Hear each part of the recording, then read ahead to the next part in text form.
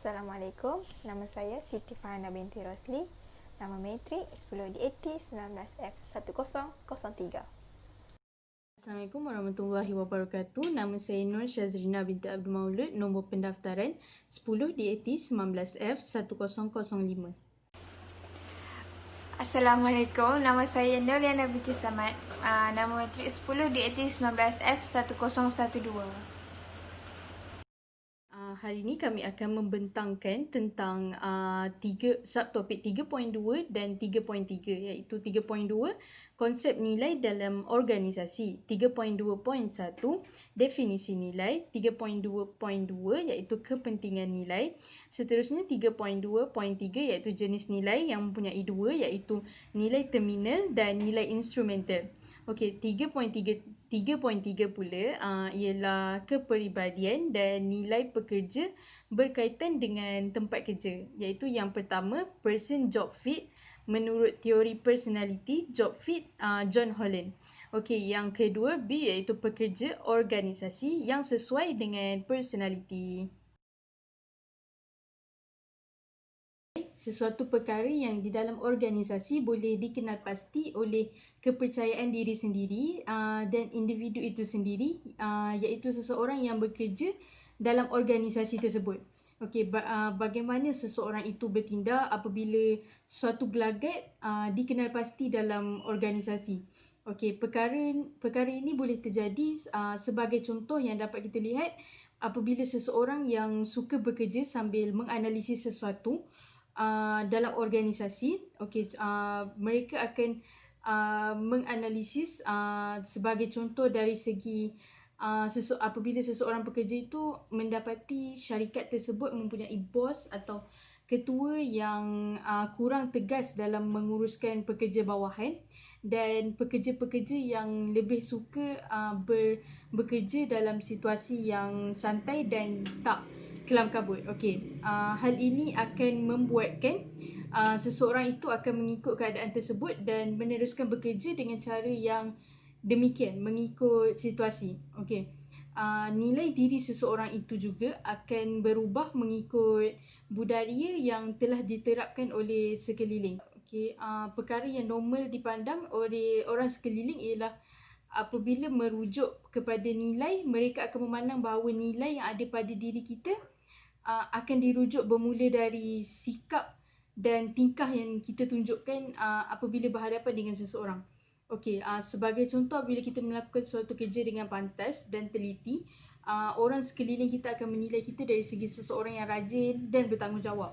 Okey, hal ini akan menunjukkan nilai positif dari diri kita dan dapat diterima oleh orang-orang di sekeliling. Okey, akhir sekali, kepentingan iaitu cara diri kita sendiri bertindak ke atas sesuatu, nilai dapat dibentuk daripada sesuatu yang kita bertindak dan bukan sejauh mana pentingnya tindakan kita. Seterusnya ialah kepentingan nilai. Nilai ni dia meletakkan asas untuk pemahaman kita mengenai sikap dan motivasi orang lain dan mempengaruhi persepsi kita sendiri. Kita memasuki sesebuah organisasi dengan konsep yang sudah diprediksi tentang apa yang seharusnya dan tak seharusnya. Tangkapan ini tak bernilai, ia percuma. Sebaliknya, ia menjadi tafsiran kita tentang betul atau salah dengan pilihan kita terhadap tingkah laku atau hasil tertentu daripada orang lain. Okey, apa pentingnya nilai ni dekat dalam diri kita? Nilai ni dia meletakkan asas untuk pemahaman kita mengenai sikap dan motivasi orang lain dan mempengaruhi persepsi kita sendiri. Contoh dia kan, kita ni hidup sebagai seorang pelajar, kita masuk kelas, kita nak kenal dengan kawan-kawan baru tau. Kita perangai dia, kita tak boleh nak baca hati dia, kita tak boleh nak tahu apa yang dia suka, apa yang dia tak suka. Lepas tu contoh lain, dia selalu main lambat, masuk kelas lambat. Lepas tu dia akan buatkan kita fikir buruk pasal dia. Apa yang kita akan fikir, kita benda tu macam tak hormat lecturer, macam tak bertanggungjawab, macam kita dah bagi tanggapan yang buruk pasal dia sebabkan dia selalu masuk kelas lambat. Dan benda tu juga akan dia sendiri yang buat, dia sendiri yang create, dia sendiri yang minta di-judge pasal perangai dia tu sebabkan dia tak dia selalu buat benda yang tak betul lah, tak patut sebagai seorang pelajar buat. Okay, contoh yang kedua ialah untuk organisasi dalam PSP sendiri. Dia ada norma-norma dia tau yang boleh ikut dengan yang tak boleh ikut. Contohnya dalam PSP sendiri, dia ada undang-undang kecil yang membezakan setiap jabatan. Contoh macam jabatan JP. JP dia kena ada pakaian formal. Macam kena pakai pakaian formal waktu pergi kelas. So benda tu dah membezakan dia dengan jabatan-jabatan lain yang pakai baju bengkel. Yang ada pakai baju bengkel tu. Itu yang perbezaan antara JP dengan jabatan-jabatan lain. Organisasi ni kita kena tahu nilai seseorang tu dalam organisasi dan apa yang dia pegang dalam organisasi tu. Sebagai hasil dia, nilai mempengaruhi sikap dan tingkah laku seseorang tu. Yang pertama, provide understanding. Dia memberi pemahaman tentang sikap, motivasi dan tingkah laku. Contoh dia apa-apa tindakan yang diatur, kecenderungan, sikap dan gelagat orang-orang dalam organisasi yang boleh difahami. Sebagai contoh, satu organisasi dalam PSP, as lecturer, as student, dari gelagat mereka kita boleh bezakan mereka antara jabatan dengan antara lecturer dengan student. Yang kedua ialah influence our perception. Dia mempengaruhi persepsi kita terhadap dunia di sekeliling kita. Dengan adanya sikap dari nilai seseorang tu, kita boleh lihat dunia dia dan kita boleh nilai gaya hidup dia macam mana dengan sikap dia tu. Semua orang ada nilai yang berbeza-beza, tapi tak semua yang sama. Adalah yang sama tapi just sikit-sikit lah. Dia tak ada semua pun. Macam itulah. Okay, untuk yang ketiga ialah represent interpretation. Ia mewakili tafsiran betul dan salah. Dia macam ada yang kita boleh buat and ada yang benda kita tak boleh buat dalam family atau sesebuah organisasi. Contoh dia, setengah family dia tak bagi anak-anak dia keluar malam kecuali ada benda-benda yang mustahak. Itu bolehlah consider lagi. And ada juga yang setengah family yang tegas, yang jenis particular, yang dia tak boleh ikut benda lain selain patuhi arahan dia. Kalau dia dah tak ada langsung pertimbangan atau toleransi dah. Dia macam dia benda tu A, maka A lah. Dia tak ada nak jadi B, dia tak ada nak jadi C. A lah. Dia macam dia sangat particular, sangat macam orang kena ikut dia je, tak boleh nak ikut benda lain. Macam tu lah. Yang terakhir ialah imply that some behaviour. Ia menyatakan bahawa beberapa tingkah laku atau hasil yang lebih disukai daripada orang lain. Contoh dia, nilai yang dapat ditentukan kepada kita tentang gelagat atau tindakan yang bagi hasil yang disukai oleh orang lain.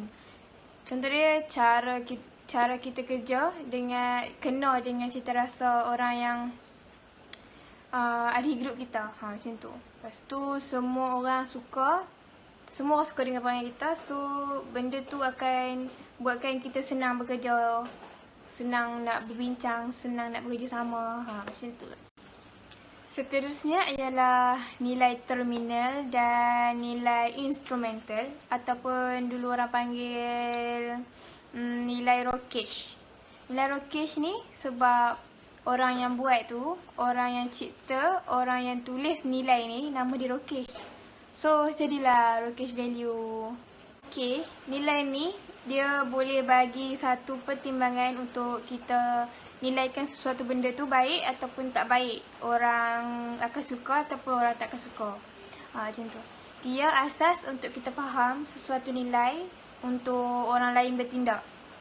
Apa yang memotivasikan seseorang tu untuk capai apa yang dia nak. So nilai ni akan bagi kesan dekat sikap dia, dekat sikap kita, gelagat dan tindakan kat kita untuk buat sesuatu untuk capai apa yang kita nak. Okey, nilai terminal. Okey, nilai ni dia merujuk kepada keadaan akhir untuk apa yang diinginkan. Inilah dikira matlamat yang ingin dicapai oleh seseorang dalam hidup sepanjang hayat dia. Contoh je, dia nak bahagia, dia nak dapatkan ketenangan, dia nak persahabatan yang baik, and nak kehidupan yang macam like kaya raya. So ni kita anggap dia benda yang kita nak sebagai goals ataupun tujuan kita untuk nanti untuk kita capai. Okey, untuk nilai instrumen ni, dia pula merujuk kepada gaya, tingkah laku yang disukai oleh seseorang individu ataupun kaedah untuk kita capai nilai terminal tadi. Ini langkah untuk kita capai apa yang kita nak dalam hidup kita, benda yang kita nak buat untuk dapatkan apa yang kita nak tu nanti. Untuk contohlah, untuk bahagia tadi kan, kita kena ada nilai kasih sayang. Kalau tak ada nilai kasih sayang tu, kita tak nak bahagia, tak rasa bahagia pun.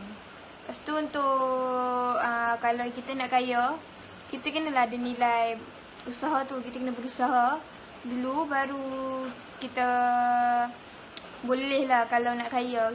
Kita kena ada nilai tu dulu untuk usaha. Kalau tak kita berusaha, kita tak akan kaya pun. So macam benda tu sia-sia. So kena ada nilai-nilai tu untuk kita dapatkan apa yang kita nak. Macam dekat nilai instrumen tadi tu. Okay. Person job fit mengikut John Holland Personality Job Fit Theory. Okay, yang pertama, keperluan kerja sepadan dengan personality, iaitu keperluan kerja bersesuaian dengan teori. Kita ada teori, iaitu ada 6 teori. Ada enterprising, social, artistic, conventional, realistic and investigative. Lepas tu Holland ni pula menerangkan kepuasan dan kecenderungan untuk meninggalkan kedudukan bergantung kepada cara individu menyesuaikan personality dengan organisasi. Contohnya macam seseorang tu dia bekerja yang realistik. Realistik ni iaitu orang yang macam teknikal, dia style pemalu. So untuk pekerjaan sesebuah syarikat yang membuat, iaitu memerlukan pekerja yang lebih agresif, so dia punya tu tak sesuai dengan pekerjaan yang ditawarkan kepada pekerja tersebut. So pekerja tu tak perlu diambil, dan syarikat ni perlu cari orang yang agresif juga. Dia macam dia lebih friendly, bercakap daripada orang yang realistik ni. Orang realistik ni dia lebih kepada pemalu. Okey, maksud 6 personality, perbezaan intrinsic dalam personality di kalangan individu. Perbezaan pekerjaan, iaitu seseorang yang berpuas hati dalam pekerjaan tersebut, dia akan suka buat benda tu. Daripada kalau orang tu tak suka, dia akan berhenti secara tiba-tiba, ataupun dia berhenti secara dia buat surat, dia bagi dekat syarikat tersebut untuk mengetahui dia tu nak berhenti kerja. Okey. Lepas tu lepas tu nak cerita pasal dia punya types dia. Ciri-ciri jenis dia untuk John Holland punya ni. Okey. Yang pertama iaitu realistik. Okey, orang yang realistik ni dia macam dia ada bakat untuk aktiviti yang fizikal. Tapi dia punya ciri dia tu, dia lebih kepada, dia pemalu, seorang yang pemalu yang tak suka bergaul. So pekerjaan yang sesuai dengan dia macam farmer, iaitu petani, mekanik. Dia macam buat kerja yang sendiri, dia tak suka bawa orang lah, macam tu. Okay, yang kedua, investigatif, iaitu dia lebih suka pada aktiviti. Lepas tu dia suka berfikir, dia seorang macam tu. Tapi dia punya personality, karakteristik dia ni, dia lebih berdikari. Iaitu macam dia suka berfikir, macam benda tu macam mana boleh dapat, macam tu. So pekerjaan yang sesuai dengan dia adalah pekerjaan ahli ekonomi, yang suka bercakap, ahli biologis, sebabnya yang suka berfikir benda-benda semua tu. Tu untuk jenis yang kedua. Yang ketiga iaitu social. Social ni dia macam suka aktiviti menolong orang, macam suka jumpa orang ramai. Dia style dia punya karakter dia ni, dia lebih friendly, mudah memahami. Dia macam tu. So dia punya tu yang sesuai macam cikgu, kaunselor, macam kita nak meluahkan kat dia, dia tahu apa masalah kita. Okay, yang keempat, konvensional. Konvensional ni patuh pada undang-undang, ikut arahan orang, iaitu dia macam dia dah biasa benda tu. So dia tak suka benda yang baru. Dia ni tak boleh berimajinasi.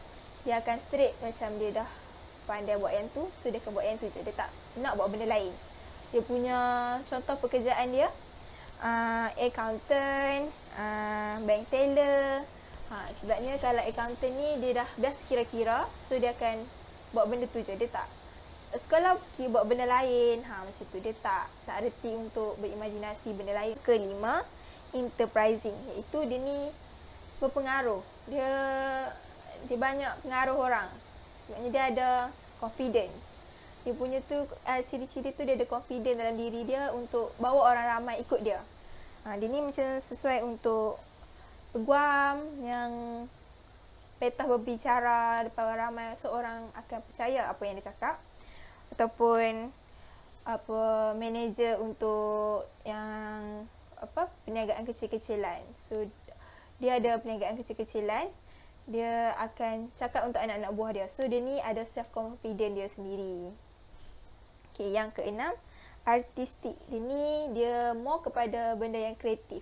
Dia tak suka yang macam benda stres-stres. Dia macam relax-relax je macam tu.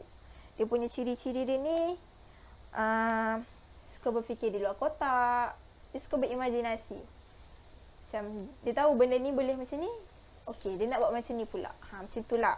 So dia punya pekerjaan sesuai dengan dia. Dia pelukis. Dia suka melukis. Dia akan meluahkan apa yang dia rasa tu dengan melalui melukis atau penulisan lagu. Macam tu. Okey, yang tu untuk dia punya jenis-jenis dia je. Kalau ni kita boleh tahu diri kita ni pada jenis yang mana. Sebabnya kalau kita ni style pemalu, so kita ni ciri-ciri yang realistik.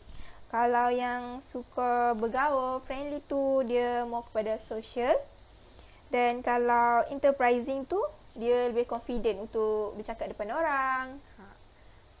Itu je untuk personality mengikut job fit theory. Seterusnya, person organisation fit, iaitu memilih pekerjaan yang mempunyai kesesuaian dengan sifat seseorang.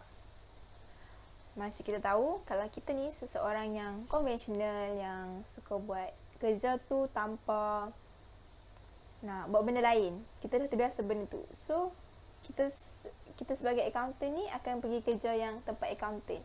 So, kita tak bolehlah buat kerja benda lain yang tiba-tiba pergi kerja yang suka orang pekerja yang artistik ke. So, kita tak boleh. Kita tak sesuai. Kita ada minat kita tersendiri, yang itu sifat kita yang boleh cenderung kita tu sesuai bekerja dalam bidang yang mana. Okey, tujuan utama dia memudahkan pergerakan dan kerjasama dalam kumpulan. Okey, macam kita tahu, contoh macam kita ni seorang yang konvensional. Okey, konvensional tu seorang yang tak suka berimajinasi, tapi kita nak kerja tu. So, kita ni boleh ubah diri kita untuk kita macam terbiasa dengan ciri-ciri pekerjaan yang ditawarkan tu. Macam kita ni kenalah tingkatkan keupayaan diri kita, tambahkan penambahbaikan dalam kerja untuk bagi bos kita tu nak ambil kita. Sebabnya kita nak sangat kerja tu, tapi kita rasa macam benda tu aku tak minat, tapi aku perlu kerja. Macam tu. So kita kena ubah diri kita daripada yang konvensional tu kepada ciri-ciri syarikat tu nak. Lepas tu kajian mengatakan bahawa seseorang yang tak fit dalam pekerjaan tu, dia akan tinggalkan pekerjaan tu. Tapi kalau orang yang suka, dia akan stay dalam pekerjaan yang dia buat tu. Sebabnya kita dah minat benda tu. Macam kita tahu benda tu sesuai dengan kita, so kita akan teruskan. Kalau kita ni yang okay, aku rasa tak boleh, so kita akan tinggalkan benda tu. Kita akan pergi dia ke, kita bagi surat berhenti kerja ataupun berhenti secara serta-merta macam tu. Okay, contohnya macam company tu dia lebih agresif. Untuk pekerja yang introversion, yang macam pendiam, senyap, so syarikat tu tak nak ambil lah. Sebabnya dia lebih agresif, so yang extroversion ni tak sesuai. Okay, kita ambil benda ni dari 5B model tu kalau extroversion pula, dia sesuai sebabkan dia suka bersosial. Macam kita ni agresif, kita nak bincang, mestilah kita nak kena friendly semua tu. Kita tak boleh nak senyap je, kita nak ada pendapat sendiri. Tapi kalau orang style agresif, dengan agresif juga pun tak sesuai. Sebabnya dia macam pekerja tu dia boleh memberontak. Sebabnya dia akan kata perlu dengar cakap dia. Sedangkan kita sebagai pekerja ni kena dengar cakap bos, orang atasan. Okey. Untuk yang openness pula, dia suka mencari pengalaman baru, iaitu berubah fleksibel. Kalau dia pergi tempat kerja tu yang macam tak berkembang, tak maju, macam kita dah guna gadget segala benda tu, dia still nak guna tulis-tulis semua tu. So bagi dia tak sesuai untuk bekerja dekat syarikat tu. Dia perlu bekerja dekat syarikat yang lebih openness, macam lebih terbuka, yang kita boleh belajar benda baru dari situ. Sebabnya kita ni pekerja baru, so kita nak timba ilmu baru. Daripada kita dah tahu dah benda tu, benda lama, kita perlu timba benda yang baru. Okey. Kalau tu pula, kita boleh bersedia dengan kita punya ciri-ciri tu sesuai tak dengan kerja kita. So syarikat ni dia akan ambil pekerja yang bersesuaian untuk dia ambil pekerja tersebut. Contohnya sebelum dia ambil pekerja tu, dia dah tapis dulu, pergi interview semua tu. Pergi interview, kita tanya dia, awak minat dalam bidang macam mana, macam tu. So dia akan cakap macam mana. Kalau dia tu macam okey, kita punya peluang pekerjaan tu tak banyak, hanya 4 mungkin yang datang, mungkin 40 orang. Dalam 40 orang tu mungkin dalam 20 orang tu mempunyai ciri-ciri yang kita nak. Tapi peluang pekerjaan tu 4 saja, 4 kekosongan. So pihak syarikat ni pula dia akan buat test. Macam dia bagi test untuk pekerja dia, yang 20 orang lagi tu untuk buat test dan tengok yang mana yang paling terbaik. Yang paling terbaik tu dia akan pilih. Sebabnya dia tak nak lah orang yang pekerja macam nak suka-suka tiba-tiba nak berhenti. Dia tak nak pekerja tu. Dia nak pekerja yang konsisten, yang betul-betul nak kerja dan minat dalam bidang yang ditawarkan tu tersebut.